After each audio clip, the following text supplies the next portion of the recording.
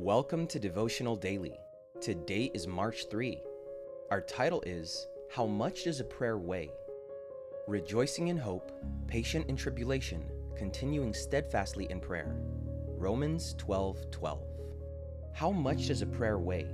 The only man who ever tried to find out was left without an answer. The story is told of a bright morning a few days before Christmas in Europe, shortly after World War I. When a tired and poor-looking woman entered a store and asked for some groceries for her children's dinner. Judging by the appearance of the customer, the grocery store owner asked her how much money she had.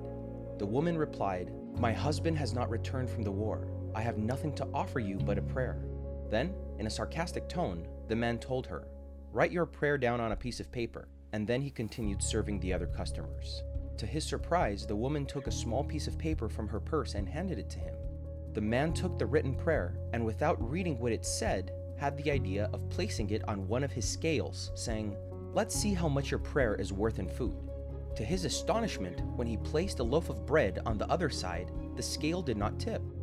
Confused, he added several other items, but the scale did not move. The other customers watched the scene in astonishment, and the man became even more bewildered. Finally, he told the woman to put the groceries from the scale into a bag and, visibly shaken, gave her a piece of cheese as well. After the woman left, the merchant went to examine the scale. Scratching his head, puzzled, he discovered that it was broken. For many years, however, the man thought about the incident, asking himself if the broken scale was really the explanation. He couldn't understand why the woman already had the prayer written to meet his unexpected demand. Why did she enter exactly at the moment the scale broke? What truly confused him is that he didn't remember to check the scale at the time, which would have been logical.